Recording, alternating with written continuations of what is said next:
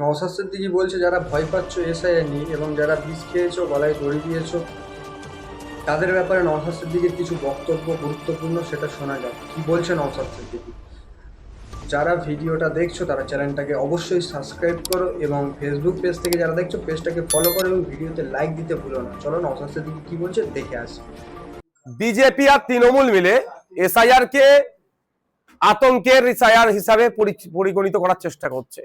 শুভেন্দু অধিকারী বলছেন 1.5 কোটি রোহিঙ্গা আছে, নাম বাদ পড়বে। ভারত সরকারের দেওয়া তথ্য সুপ্রিম কোর্টে সেখানে দেখা যাচ্ছে 40,000-এর একটু বেশি সারা ভারতবর্ষে রোহিঙ্গা আছে। তাহলে 1.5 কোটি তাহলে কি করে পশ্চিমবাংলায় থাকলো? অসত্য তথ্য দিয়ে মানুষকে পাজেল করার চেষ্টা করছে, মানুষকে ডিস্টার্ব করার, মাইন্ডকে ডিস্টার্ব করার চেষ্টা করছে। আর তৃণমূল কংগ্রেস সেই সুযোগটাকে কাজে লাগিয়ে এই ধরনের কথাবার্তা বলে যাচ্ছে। আমি একটা কথাই বলতে চাই যে তৃণমূল কংগ্রেসের নেতৃত্বরা বলেছিলেন যে এসআইআর নেই হোগা, ঘেরাও করেঙ্গে, ঘেরাও কর্মসূচি হোগা, এসআইআর করতে দেবো না, নো এসআইআর, অনেক গল্প শুনিয়েছিল। আজকে তারা কোথায়? এসআইআর হওয়ার জন্য, দ্রুততার সাথে এসআইআর হওয়ার জন্য প্রায় 90,000 অফিসার কারা নিয়োগ করছে? রাজ্য সরকার দিচ্ছে 90,000 অফিসার। তাহলে আজকে সাপ হয়ে কামড়াচ্ছে, ওঝা হয়ে ঝাড়ছে। দ্বিতীয় কথা হচ্ছে, আমি বারবার বলে আসছি, আজকেও বলবো, কোন নাগরিক এসআইআর কে নিয়ে আতঙ্কিত হবেন না। দুটো তিনটে খবর পাচ্ছি এসআইআর আতঙ্কে কেউ নাকি বিষপান করেছেন, কেউ নাকি ভয় পাচ্ছেন। আমি অনুরোধ করব, বিষপান করলে আপনি এসআইআর থেকে নিশ্চিতভাবে আপনাকে ছাড় দেবে না, কাগজ না থাকলে, প্রথম কথা। দ্বিতীয় কথা, আপনি যদি আতঙ্কিত হয়ে হসপিটালে ভর্তি হয়ে যায়, আপনাকে কি ছাড় দিয়ে দেবে ইলেকশন কমিশন অফ ইন্ডিয়া যে ওই লোকটি ভয় পেয়ে হসপিটালে ভর্তি আছে ওকে ছাড় দিয়ে দাও? এরকম তো ব্যাপার নয়। আপনার কাছে কাগজ আছে, আপনি কাগজটা দেখান, আপনি কোনো সমস্যা নেই আপনার। তারপরেও যদি মনে হয় ইচ্ছাকৃতভাবে অনিচ্ছাকৃতভাবে আপনার নাম লিস্টে আসেনি খসড়াতে, তাহলে আপনি আবার অ্যাপ্লিকেশন করার একটা সময় পাচ্ছেন, প্রায় 1 মাস সময় দিচ্ছে। তারপরে আপনাকে এই অ্যাপ্লিকেশনের ভিত্তিতে ফিজিক্যালি অ্যাপিয়ারেন্স হয়ে আপনাকে প্রুভ করে আপনি আপনার ভোটাধিকার যাতে কেউ কেড়ে নিতে পারে না নিতে পারে তার জন্য আপনি সময় পাচ্ছেন। সর্বোপরি আর্টিকেল 326 ভারতবর্ষের সংবিধানে বলা হচ্ছে 18 বছরের ঊর্ধ্বে প্রতিটা ভারতীয় নাগরিকের ভোটাধিকারের পূর্ণ স্বাধীনতা আছে। সেটাতে ইলেকশন কমিশন অফ ইন্ডিয়া কাটতে পারে না। আর্টিকেল 324 দ্বারা ইলেকশন কমিশন অফ ইন্ডিয়ার পাওয়ার দিচ্ছে। সে যদি আর্টিকেল 324 কে সামনে রেখে আর্টিকেল 326 কে ভায়োলেট করে, এটা মেনে নেবো না আমরা। দুটো আর্টিকেলকেই যেমন আমাদের সম্মান দিতে হবে। সুতরাং কোনো বৈধ বা ভারতীয় মানুষের, নাগরিকের ভোটাধিকার কাটতে পারার right election commission of India নাই। যদি কারো কোনো কাগজপত্রে ডিসপুট থাকে তার জন্য সেই অপশন দেওয়া হচ্ছে, সে অপশন দেখে এবং তা সে উপস্থিত হয়ে আর্গুমেন্ট করার বা অভিযোগ জানানোর জায়গাও সে পাচ্ছে। এটা নিয়ে আতঙ্কিত হবেন না। আমাদের মূল ইস্যু হচ্ছে স্কুলে শিক্ষক নাই, হসপিটালে ডক্টর নয়, নার্স নাই, ঔষধ নাই, গণপরিবহনের মতো গুরুত্বপূর্ণ ব্যবস্থা ধ্বংস হয়ে গিয়েছে। ফেক এসটিএসসি সার্টিফিকেটের রমরমা মার্কেটে। 6 শিডিউল ঠিকমতো ইমপ্লিমেন্ট হচ্ছে না, ফুল ফ্লেজ ইমপ্লিমেন্ট হচ্ছে না। ওবিসি সার্টিফিকেটের নামে মুসলমানদেরকে আজকে কোণঠাসা করে দিয়েছে। মুসলমানরা আজকে বৈষম্যের শিকার হবে। আনএডেড মাদ্রাসায় টিচার নাই, সরকারি শিক্ষা প্রতিষ্ঠানে টিচার নাই, মাদ্রাসা স্কুল নির্বিশেষে সরকার পরিচালিত স্কুলগুলোতে ঠিকমতো শিক্ষক নাই, কলেজের ভর্তি হচ্ছে না, স্কুল শিক্ষক শূন্য স্কুলের সংখ্যা বেড়ে যাচ্ছে, আবার কোন জায়গায় ছাত্র শূন্য স্কুলের সংখ্যা ব্যাপকভাবে। এই যে মূল ইস্যুগুলো, বছরে 2 কোটি চাকরি দিবার গল্প শুনিয়েছিল, বেকারত্বের সংখ্যা দেশে বেড়ে যাচ্ছে। গত 45 বছরে সারা দেশে বেকারত্বের সংখ্যা সব থেকে বেশি আমাদের বর্তমান সময়ে চলছে। আর বলেছিল বছরে 2 কোটি চাকরি দিয়ে কেন্দ্র সরকার, বিজেপি সরকার ব্যর্থ হয়েছে। বিদেশ থেকে কালো টাকা ফিরিয়ে নিয়ে এসে অ্যাকাউন্টে 15 লক্ষ টাকা দেওয়ার গল্প শুনিয়েছিল, 15 পয়সা তো পায়নি। উল্টে কালো টাকা এই আমলে বিদেশে কোনো অংশে কম যায়নি। তারপরে আমরা কি দেখেছিলাম, ডলার আর টাকার মান এক করে দেবে, 1 টাকা দেবে 1টা ডলার পাবে, এই স্বপ্ন দেখিয়েছিল। আর যখন 2014-তে 60 টাকা দিলে 1টা ডলার পেতাম, আজকে 88 টাকা দিলে 1টা ডলার আমরা পাচ্ছি। সোনার দাম যেটা 2014-তে 10 গ্রামের দাম ছিল 28,000 টাকা, সেটা 1,28,000-এ পৌঁছে গিয়েছে। এই যে চরম অবস্থা, চরম বৈষম্য, মার্কেটের দুরবস্থা। আর মমতা ব্যানার্জি গল্প শুনিয়েছিলেন ক্ষমতা আসলে সরকারি কর্মচারীদের কেন্দ্রীয় সমারে দিয়ে দেব, 10,000 মাদ্রাসা দেব, ওয়াকাফ সম্পত্তি উদ্ধার করে দেবো, পাহাড়ের মানুষ হাসবে, সাগরের মানুষ হাসবে, জঙ্গলের মানুষ হাসবে, তার পরিবর্তে সব জায়গার মানুষ কাঁদছে আর তৃণমূলের লুটেরারা হাসছে। এই যে পরিবেশ তৈরি হয়েছে, মানুষ আজকে এদের থেকে মুক্তি পেতে চাইছে। কি কেন্দ্রের বিজেপি, কি রাজ্যের তৃণমূল, এদের হাত থেকে মানুষ মুক্ত হতে চাইছে। সেই সময় এসআইআর নামে এক ভোট ধরা কল, এসআইআর নামে একটা আতঙ্ক মানুষের সামনে এনে দিয়েছে। ঠিক 2021 সালে যেমন সিএনআরসির নামে ভোট ধরা কল এনেছিল, এইটা এনে দাঁড় করাচ্ছে। আমরা প্রত্যেকে ভারতীয়, প্রত্যেকের কাছে কাগজ আছে, প্রত্যেকের ভোটে প্রধানমন্ত্রী হয়েছে, মুখ্যমন্ত্রী হয়েছে, মন্ত্রী হয়েছে। যদি আমরা অবৈধ ভোটার হই, তারা পদত্যাগ করবে। আর দ্বিতীয় কথা হচ্ছে, আমি একটা জিনিস বলবো, বিস্তারিত ভিডিও আমরা আসবে, আমাদের তৈরি হচ্ছে, যেটা মানুষের সুবিধার্থে হবে। আমি একটা কথা বলি, 2002 ভোটার লিস্টের যাদের নাম আছে তাদের দ্বিতীয় কোনো কাগজ সাবমিট করার প্রয়োজন হচ্ছে না, জাস্ট ফর্ম ফিল আপ করবে, একটা রঙিন ছবি দেবে। আর একটা কথা হচ্ছে, আমার নাম নাই, আমার আব্বার আছে।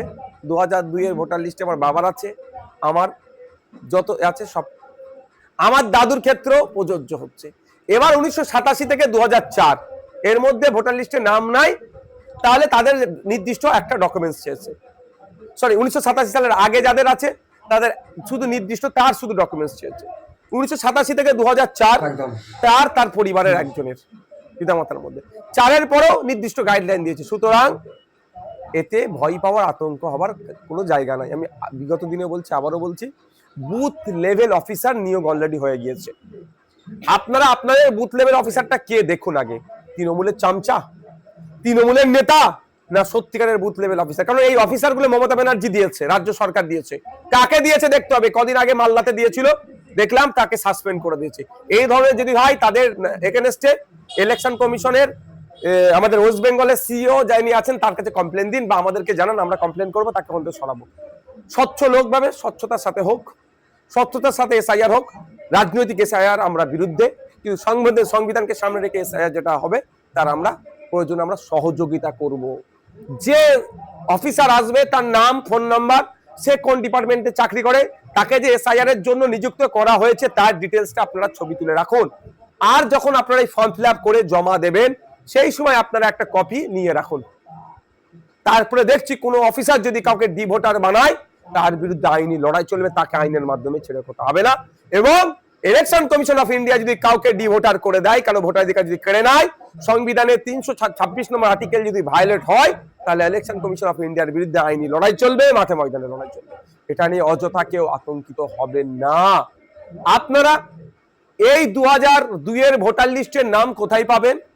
সিধে চলে যাবেন গুগলে গিয়ে আপনি সার্চ করবেন সিইও ওয়েস্ট বেঙ্গল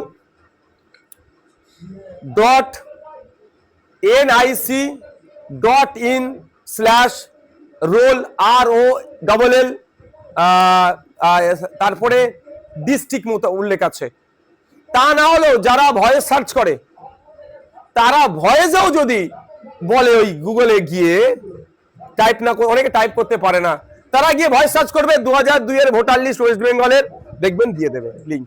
আপনি লিঙ্ক ওপেন করলেন, প্রথম আপনি কোন ডিস্ট্রিক্ট সেখানে ঢুকলেন। আপনার হাওড়া ডিস্ট্রিক্ট, আমার কথা বলি, আমার হুগলি ডিস্ট্রিক্টে বাড়ি, তাহলে আমি হুগলি ডিস্ট্রিক্টে ঢুকলাম। হুগলি ডিস্ট্রিক্টে ঢোকার পরে প্রচুর আমার হুগলি ডিস্ট্রিক্টের যে কটা বিধানসভা আছে তার নামে লিস্ট আসবে। আমার বিধানসভা খুঁজতে হবে, আমার বিধানসভা হচ্ছে জাঙ্গিপাড়ায় ক্লিক করলাম।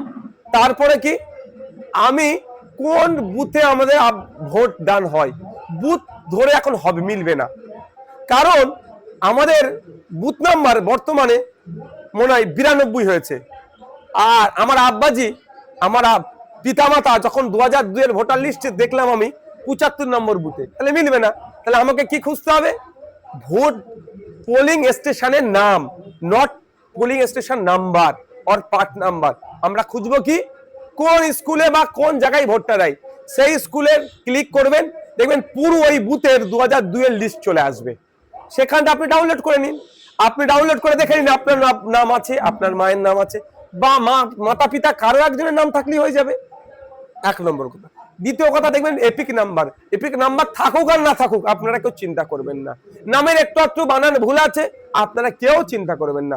নামের বানান ভুল আমি করিনি, সরকার করেছে। যে আজকে আমার কাগজ খুঁজছে সেই করেছে। আমার ট্যাক্সের টাকা দিয়ে আমি সরকারকে প্রধানমন্ত্রীকে আর মুখ্যমন্ত্রীকে মাইনে দিয়েছিলাম, আর ওনারা দায়িত্ব নিয়ে আমার নামের বানান ঠিক করতে পারে না। জবাব তো প্রধানমন্ত্রীকে দিতে হবে, জবাব তো ইলেকশন কমিশনকে দিতে হবে, জবাব তো রাজ্য সরকারকে দিতে হবে আমার নামের বানান ভুল আছে কেন। কারণ আমি ফর্ম ফিল আপ সঠিক করেছি, ওরা ভুল আপডেট করেছে। সুতরাং নামের বানান নিয়ে কেউ চিন্তিত হবে না। কিন্তু আমি অনেক আগে থেকে বলে আসছিলাম যে নামের বানানগুলো আপনারা ঠিক করে নেবেন। তখন আমার কথা পছন্দ হয়নি, বা মমতা ব্যানার্জির কথা পছন্দ হয়েছিল না।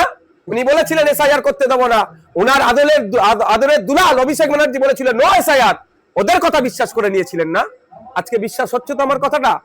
আমি আজকেও বলছি আতঙ্কিত হবেন না, ওরা ভোট ধরার জন্য ছুটছে। একজন সুসাইড করেছেন, প্রত্যেকটা মৃত আমাদের কাছে দুর্ভাগ্যজনক, আমাদেরকে ব্যথা দেয়। কিন্তু আমার প্রশ্ন, যখন মব লিঞ্চিং এর শিকার হয়েছিল, আমাদের আবু সিদ্দিককে যখন পিটিয়ে মারলো, তখন গিয়েছিল? দুর্গাপুরে যখন খুন করে দিচ্ছিল তখন গিয়েছিল? আনিসে যখন হত্যা হলো তখন গিয়েছিল? রিসেন্ট 9 বছরের একটা ফুটফুটে সন্তান তামান্নাকে যখন খুন করলো তার বাড়ি গিয়েছিল? কারণ তার বাড়ি গেলে পলিটিক্স হবে না, মানুষ আতঙ্কিত হবে না। এখন যেতে হবে পলিটিক্স করতে হবে। সর্বোপরি আমাদেরই বাড়ি নিয়ে আমাদের নিরাপত্তার স্বার্থে, আমাদের স্বাস্থ্য পরিষেবা যাতে ঠিক পায় তার জন্য প্রতিবাদ করেছিল তিলোত্তমা, তার বাড়িতে গিয়েছিল, কিন্তু ওই লাইনই চলে গেল। এটা পলিটিক্স চলছে। আমি অনুরোধ করব এদের ফাঁদে পা দেবেন না। আপনার কাগজ আছে, আপনি নিজে খুঁজুন, কোন চামচা আনচা নেতা কাটা কাউকে ধরতে হবে না। হাতে অ্যান্ড্রয়েড সেট আছে, খুঁজুন। আর নালে সাইবার ক্যাফে যান, তাদেরকে আমি সাইবার ক্যাফে ওয়ালাদেরকে বলবো, জেরক্সওয়ালাদেরকে বলবো একটু মানবিক হবেন। মানুষ একটু আতঙ্কের মধ্যে আছে, আপনারা হুটহাট করে উল্টো পাল্টা রেটও নেবেন না। অনুরোধ করছি, এখন আপনারা একটু সমাজ সেবামূলক কাজে যুক্ত হন, তাদেরকে বোঝান, ঠান্ডা মাথায় তার লিস্টটা বার করে তাকে প্রিন্ট করে ধরিয়ে দেন। অন্তত একজন ভারতীয় হিসাবে একজন ভারতীয়কে সহযোগিতা করুন, এটা অনুরোধ করবো আমি আপনাদেরকে। Cyber cafe